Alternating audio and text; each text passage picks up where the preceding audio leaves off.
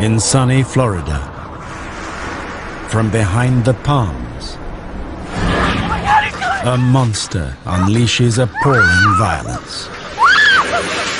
What they found, grown men got physically sick. When detectives probe further, they enter a depraved killer's twisted mind. I never thought that I would be that close to someone who was capable of doing those things. And most shocking of all, he's one of their own. He's one of the most extreme cases of the modern serial killer that we have ever known in criminal history.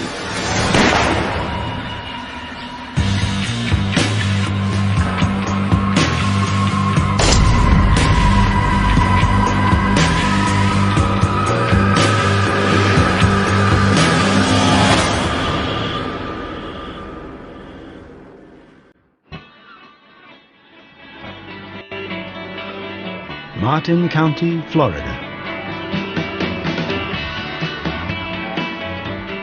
The Sunshine State's hidden gem is blessed with miles of beautiful beaches lapped by crystal clear waters. Those of us that live here call it paradise because it's laid back. It's summer 12 months out of the year. So you can just come here and be yourself. In the 1970s, young Americans flock here to soak up the sun and enjoy its relaxed atmosphere. Young people would come here simply because it was an oasis for them. The mix of fun-loving tourists and law-abiding locals makes for a peaceful life. Compared to many other places in Florida, it was fairly calm and quiet. We didn't have rampant crime, so it was a good place to be a law enforcement officer. One man sworn to serve and protect the people of Martin County is Sheriff's Deputy Gerrard John Schaefer. He's a recently married 26-year-old college graduate and one of the sheriff's most promising new recruits. We were looking for educated young law enforcement officers who could get along well with the public, and Schaefer made a pretty good appearance. He looked passable in the uniform. A trained cop, Schaefer transferred from nearby Wilton Manors PD, with glowing references following a drugs bust. He had a letter of recommendation from his previous chief praising him for some work he had done.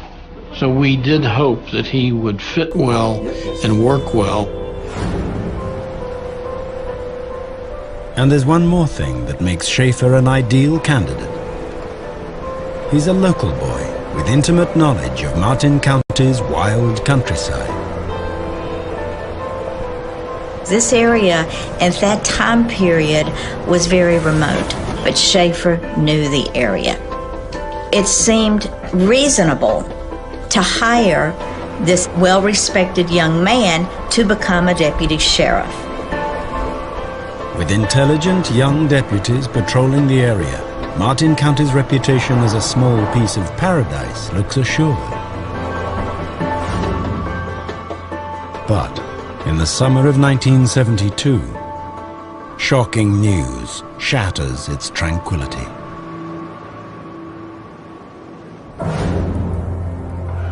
July 22nd. Sheriff Crowder receives a phone call. It's from his new recruit, Deputy Schaefer. I'm sorry, boss. And he sounds worried. Yeah, I've done something foolish. He told me basically, he says, "You're really going to be mad at me. I've really messed up. I've done something very stupid." Schaefer tells his chief he'd wanted to teach two female hitchhikers about the dangers of accepting lifts with strangers. But in trying to do the right thing, he's overstepped the mark. I was trying to teach them a lesson. He told me he took the girls into the woods and tied them up. He left them there so that they would feel some fear. I've never had anyone call me and tell me things like that before. Schaefer says when he went back to check on the hitchhikers, they'd disappeared. He's in big trouble, and he knows it. Crowder orders Schaefer straight back to the sheriff's department and heads out to search for the girls. Nothing prepares him for what he's about to discover. Out on Hutchinson Island, Crowder finds the girls running for their lives. They are terrified. When I got out to that area, they were almost hysterical. I just cannot help but believe they actually feared that they were about to die. Deputy Schaefer's claim he was only trying to scare the girls is clearly not the full story. Right now. It was certainly much more sinister than the little rendition that Schaefer had given me over the telephone.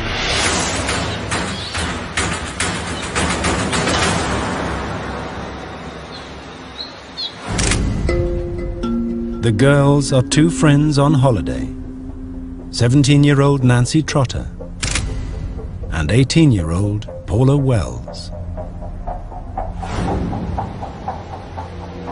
They explain that the day before they were hitching a ride to the beach when they encountered Deputy Schaefer. No, I know there's a lot of creeps around here. You gotta be careful. You're lucky that, The cop warned them taking lifts from strangers is dangerous. To keep them safe, he offered to drive them to the coast himself the next day. These two girls trusted a man in uniform. He's charming, he's charismatic, and they know nobody in this town. So they agree. But Nancy and Paula's safety was the last thing on Schaefer's mind.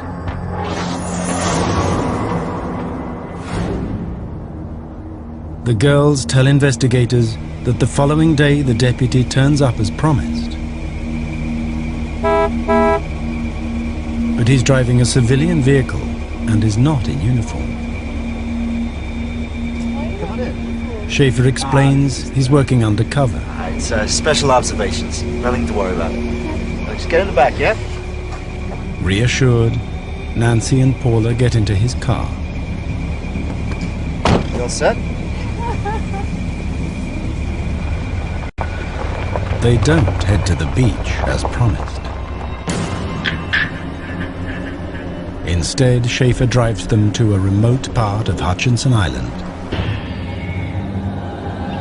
where he subjects them to a terrifying nightmare.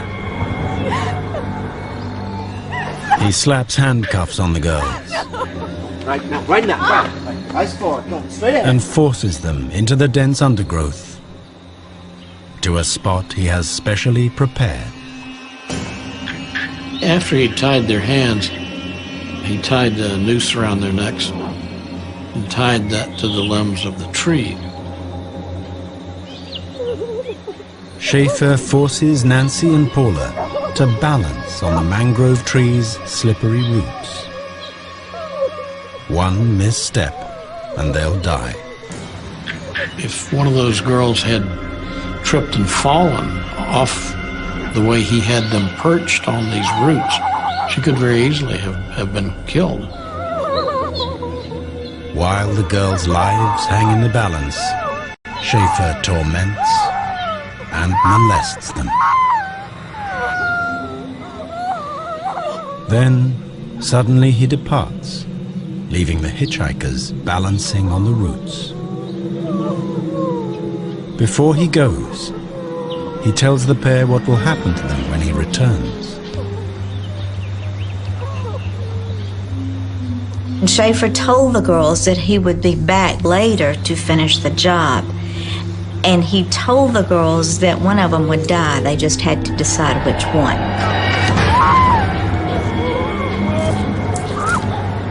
Incredibly, Nancy and Paula managed to wriggle free of the nooses. They run for their lives.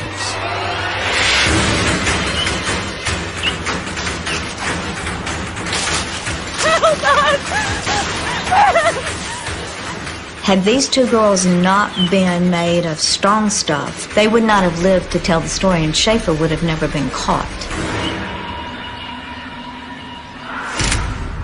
Sheriff Crowder immediately fires his deputy and arrests him for abduction and aggravated assault. Schaefer is released on bail, his trial date set for 4 months' time. How could the promising deputy have done something so twisted?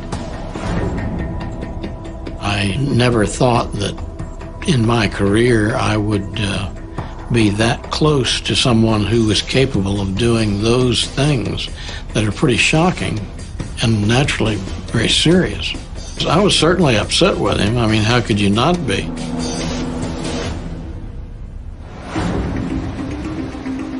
November 1972. Schaefer stands trial for the imprisonment and assault of Nancy and Paula. Despite the severity of the crime, he's allowed to strike a deal, pleading guilty for a shorter sentence. As serious as the charges against Schaefer were, they were not serious enough, just the kidnapping and assault, to prevent him from participating in a plea bargain. Schaefer's negotiations succeed. He'll spend just 6 months in the county jail. My feeling was that he got off lighter than he should have, but we had to make the best of how our system works. And he asks for one more concession: a bail extension, so he can relocate his wife to his mother's house in Fort Lauderdale. Because he was a cop, and because Schaefer had no record, he was blemish-free, the judge said, take care of business and show up in January to serve your sentence. In total, Schaefer has 6 months of freedom before going to jail.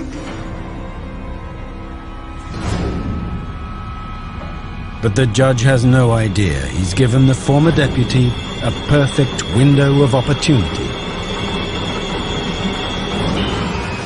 to satisfy the darkest urges of his twisted mind and commit the most depraved acts of violence.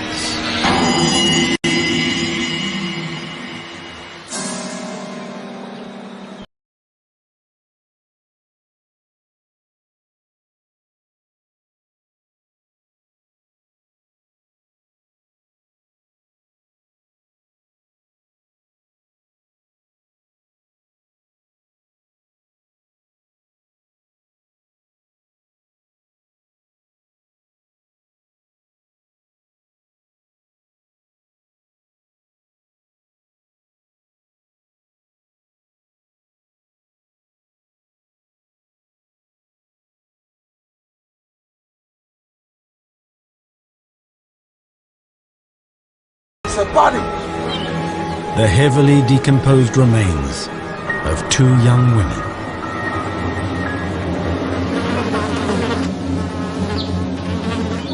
What they found at this site, grown men got physically sick.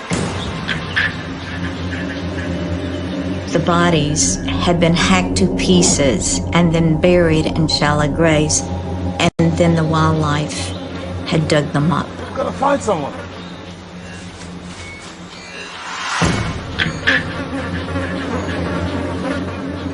Local detectives rush to the scene.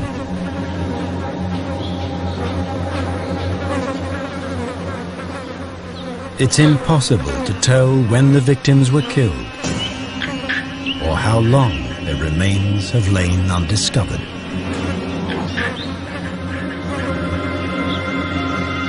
In the state of Florida, between the humidity and the heat, bodies will decompose within 24 to 48 hours. And when I say decompose, you have to use a shovel to pick them up. But there is enough evidence to piece together how the women died. Their arms are bound with the remnants of rags. Their bones show signs of knife cuts. And on a nearby tree, investigators discover something unusual. The impressions of thick ropes. The only reasonable explanation for the marks was from someone with a noose around their neck trying to balance to keep from being killed via hanging. Detectives are certain the young women suffered a terrible fate. They had been tied up, put in nooses, and then slaughtered. It was the absolute worst crime that the investigators had ever seen in this county. To discover the victims' identities, detectives analyzed the evidence. Jawbone fragments match the dental records of 17-year-old Susan Place and her friend 16-year-old Georgia Jessup. Their clothes are also recovered from the scene. Why anyone would murder these girls is a mystery.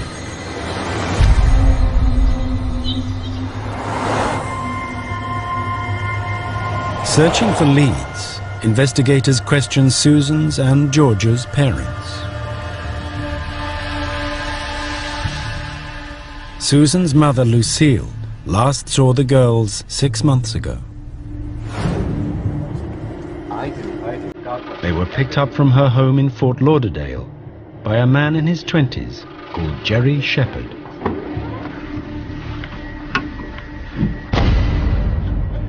Lucille had her doubts about this Gerry Shepherd, but Gerry assured her that he would not hurt the girls, that he would take very good care of her daughter, that his intentions were noble. When the girls failed to return home, their mothers turned sleuth.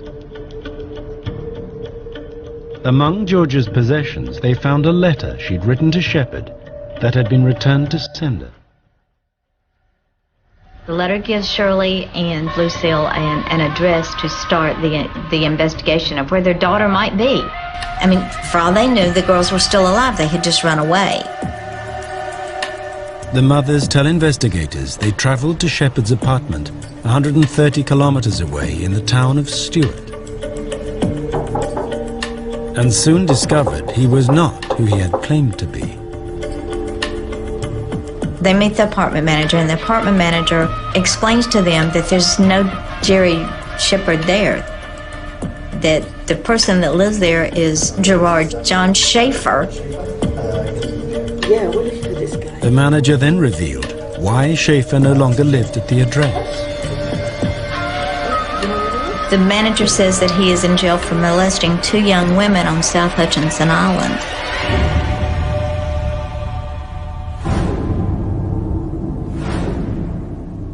Lucille and Shirley's detective work connects former Sheriff's Deputy Gerrard John Schaefer to their daughter's murders.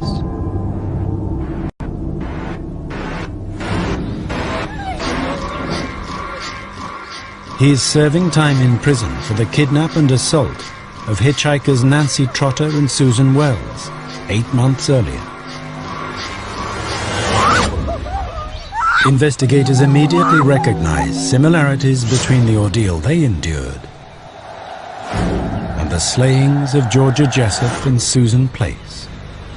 The difference in the 2 crime scenes is that Susan Place and Georgia Jessup were executed. Trotter and Wells got away, but there was a pattern, with Schaefer being the common denominator. But to convict Schaefer of the murders, detectives know they'll need physical evidence linking him to Georgia and Susan.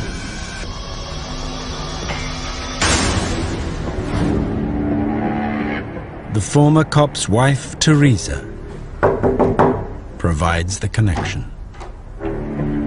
She says her husband gave her a present shortly after the girls disappeared.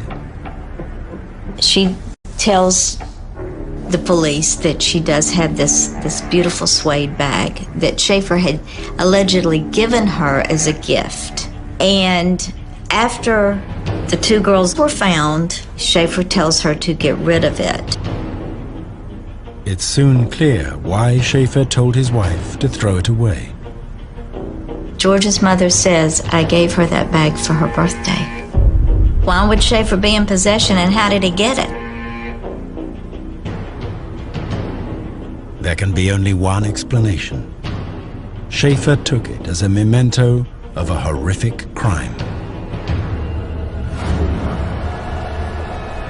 After gaining the girls' trust, Schaefer kidnapped them,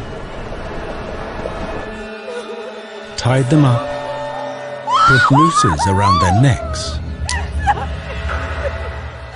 and tortured them.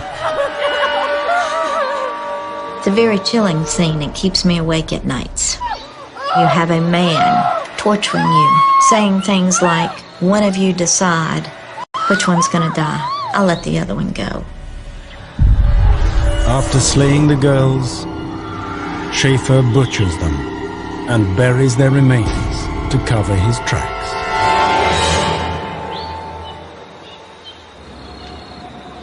But this scenario has a crucial flaw. Schaefer seems to have the perfect alibi. When Susan and Georgia's bodies are discovered, Schaefer is behind bars for kidnapping. The question is, how could Schaefer have committed the second crime when he's been in jail since January 1973? It's impossible for him to be in two places at once. But there is a window of opportunity during which he could have carried out the murders. I do. God bless. Okay, have a good evening, yeah? Susan's mother says Schaefer picked up the girls on September 27th, 1972. All right, you all set? 2 months after he was released on bail. A chilling realization dawns on investigators. During his 6 months of freedom before being locked up, Schaefer turned killer. He got his wife situated, he got his affairs in order, and he committed an execution.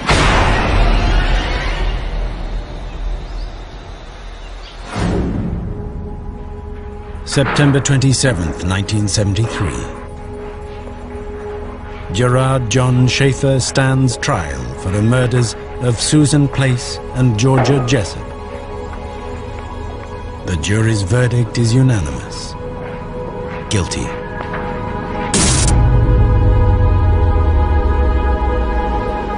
The judge sentences Schaefer to 2 consecutive life terms in prison. But Florida's homicide detectives suspect they haven't heard the last of him. The unique way Schaefer kills suggests Susan and Georgia were not his first victims. He had experience doing this, he had skills in doing this, and he'd probably been doing it for a while. It would seem extremely unlikely that John Schaefer only ever killed 2 women.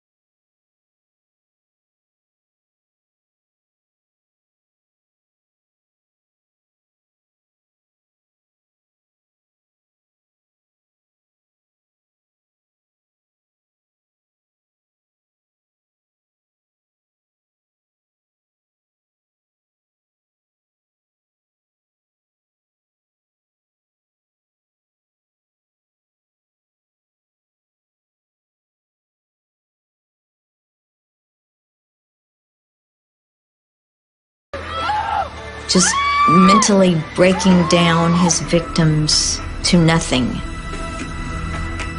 Is it possible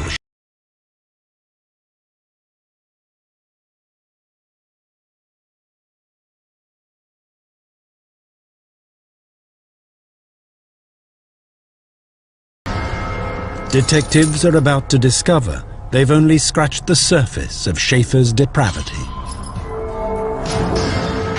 Buried in his past is a trail of horrific crimes that could make him one of the most prolific serial killers in American history.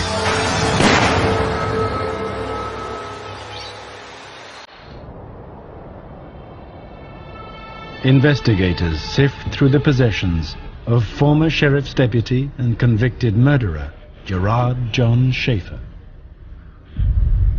They're looking for evidence that connects him to the disappearances of women across Florida. Carefully concealed in Schaefer's room is a container filled with personal items. Jewelry, including a small gold locket and a distinctive brooch. They don't belong to any women in Schaefer's family. Why would Schaefer have earrings and necklaces and other paraphernalia that did not belong to his wife or his mother? Coincidence? I think not. Detectives link the items to 7 unresolved cases of missing women filed over the past 4 years. It's strong evidence Schaefer is a practiced killer. The fact that investigators found so many of these trinkets and trophies in Schaefer's home, it would lead us to believe he likely couldn't control himself and only stopped at doing this twice. It would seem very rational that he was a serial killer. And when detectives share the evidence from Schaefer's trinket box with officers in neighboring counties, the number of potential victims more than trebles. Other police officers from other states started calling in saying, "We've got this missing girl. Do you have anything on her? Could it be Schaefer?" It added up real quickly to at least 32. At least 32. Schaefer must answer for these newly discovered crimes. But the evidence is merely circumstantial. Without the victims' bodies, securing justice will be impossible. Because there were no bodies to tie him to any of these cases, the prosecutors could not go back and try to convict him. There was a fear that those cases would never be solved. Investigators must wait 16 years before a surprise intervention finally unlocks Schaefer's bloody past.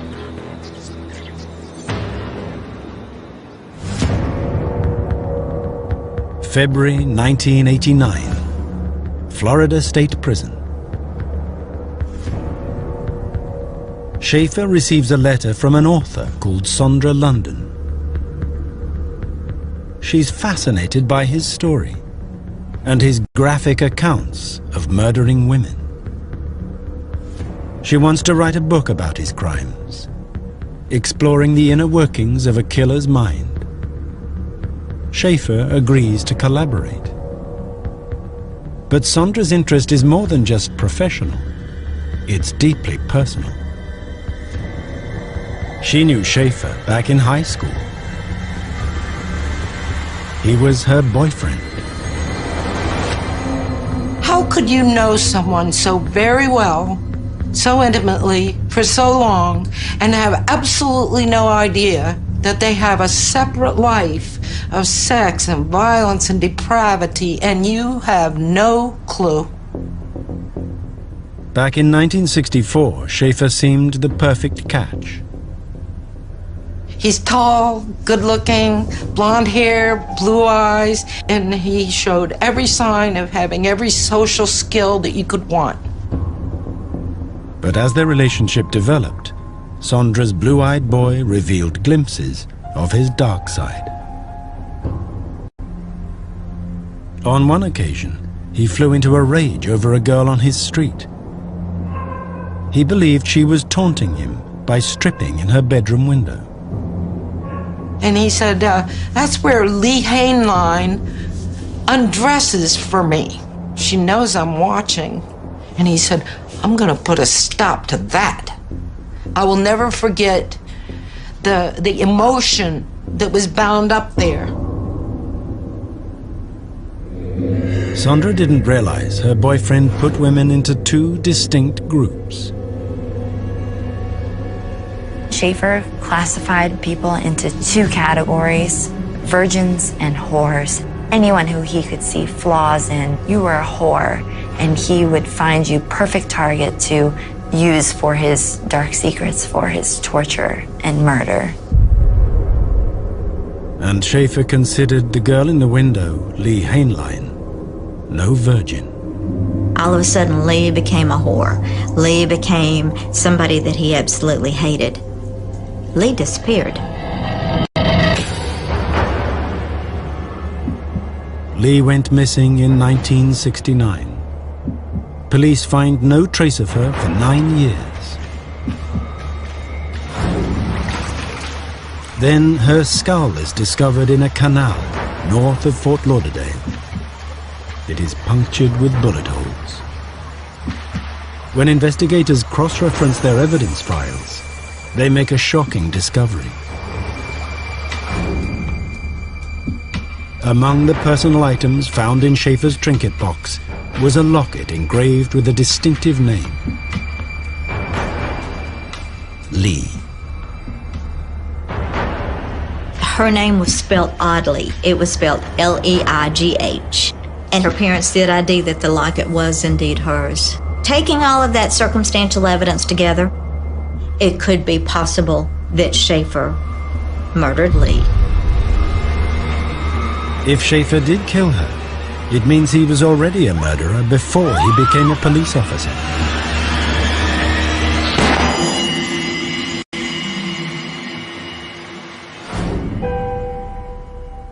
When Sondra learns Lee's fate, she's stunned. She realizes at any point in their relationship, Schaefer could have killed her. I remembered him being angry at me, and that could have been me. As with the other missing women, Lee Hainline's remains do not yield any evidence linking the former sheriff's deputy to her murder.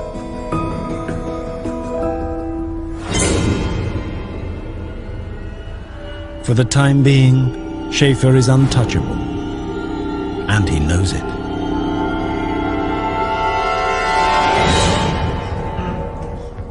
"20 years after Lee's slaying, Sondra sits down with her former boyfriend. You got my letter, and It's clear he still revels in the misery he's inflicted on his victims. Confident the authorities will never connect him to the crimes. I asked John, do you still write those stories that you got arrested for? And he wrote back, boy, do I. Behind bars, Schaefer scrawls graphic tales of torture and murder. Just like the stories investigators discovered in his mother's house years earlier. Now that he's sat in front of an author, he sees an opportunity to publish them for the whole world to read and bask in the evil glory of his infamous crimes. He bombards Sondra with pages and pages of sickening text. He tried so hard to shock me and disgust me. He started sending me these stories that were vile, absolutely vile. What he was prevented from perpetrating in person, he perpetrated with the pen. Details from his stories match how investigators believe Georgia Jessup, Susan Wells and Lee Hainline were murdered. It's as if Schaefer is writing his confession. Schaefer wrote his stories in the first person, where he's describing it in such a way where he himself can put himself there. It's an extension of reality for him. He's so sadistic, and he's gotten the torture and the pain and the mutilation so well tuned in, make you think it's not just a lunatic writing these. But Schaefer is careful and crafts his words so as not to incriminate himself. His twisted diligence pays off. When Sondra publishes Schaefer's writings, investigators fail to extract any evidence that could lead to his conviction for more murders.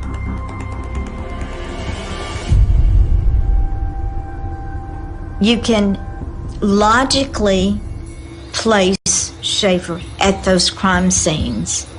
However, there is no physical evidence to place him at those crime scenes, except for the book that he says is fiction.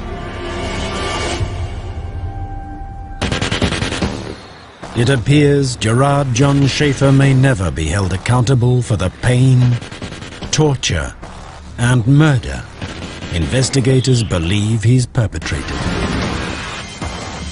But Schaefer's story is not finished. His arrogance will ultimately prove his undoing and expose the horrifying scale of his evil.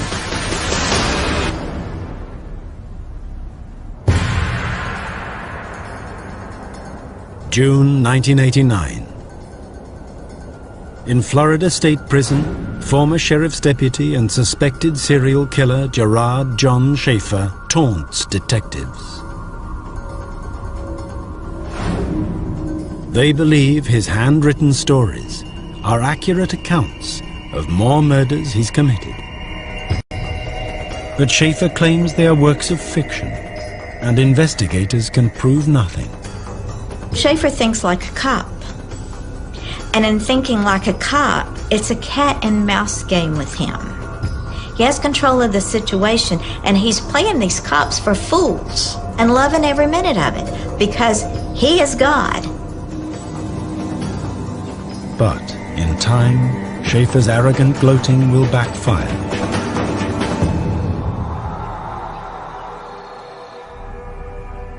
After Sondra London publishes her book about Schaefer's stories, he begins writing her revealing letters. In one, he claims his story, Murder Demons, describes how he killed two 14-year-olds, Mary Briscolina and Elsie Farmer. This is the kind of thing that he would write me. What kind of crimes am I supposed to confess to? Farmer, Briscolina. What do you think Murder Demons is? You want confessions, but you don't recognize them when I anoint you with them. And we've just gotten started.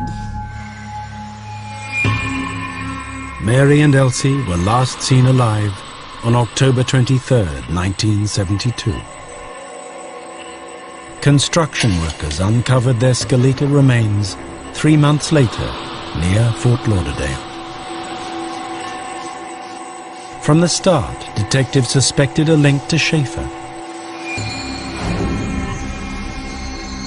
Mary Briscolina's distinctive brooch was one of the many women's personal items found in Schaefer's bedroom. In his letter to Sondra, Schaefer has hinted for the first time that he is responsible for their deaths. And his sickening claims don't end there. He is suspected of 32 murders, but boasts it's just the tip of the iceberg. Schaefer liked to pretend that he was, quote-unquote, the greatest serial killer of women in this century. And my challenging him with this brought this response from him. I'm not claiming a huge number, he says. I'd say it runs between 80 and 110.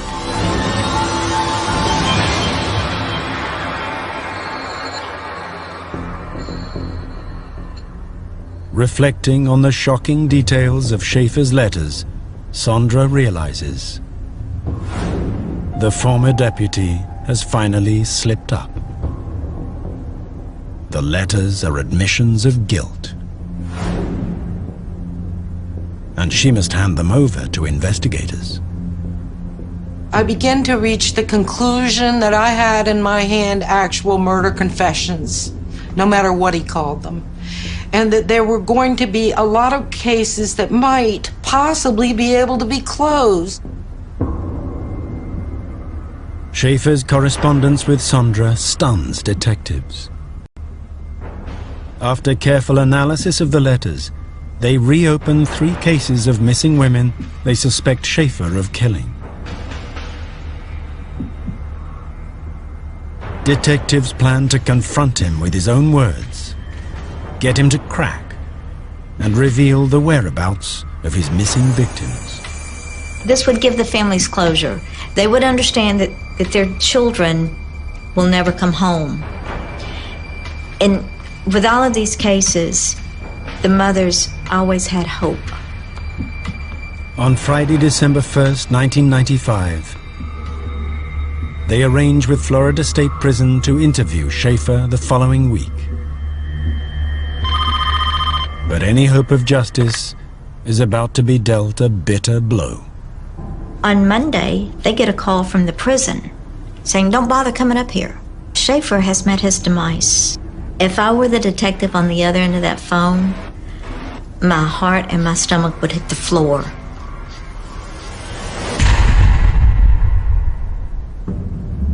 The day before, Schaefer was brutally attacked by his cellmate for ratting out his fellow prisoners. He stabbed Schaefer 18 times in each eye. He cut Schaefer from his left ear to his right ear across his mouth. The message is, snitches no longer see, snitches no longer talk, snitches die. Investigators' hopes of recovering the missing victims have been dashed. Schaefer has the last laugh. Schaefer carries to the grave confessions, maybe where the bodies were. Lots of anger, because we're right back where we started. Cold cases that will probably never be closed now. But for some, his brutal death is a fitting end to a despicable man. When I found out that Schaefer had been killed, it was like a horrible stink had just drifted out the window, and for the first time in years, I could breathe fresh air.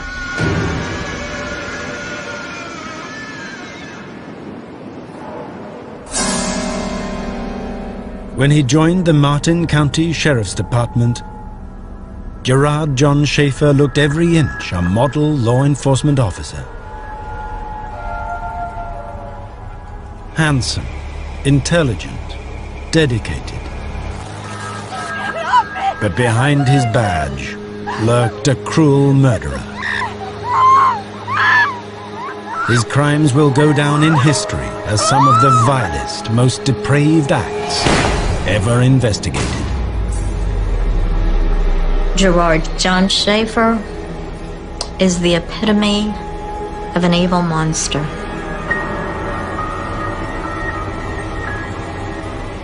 When I look into his eyes, the man has no soul. He has no conscience.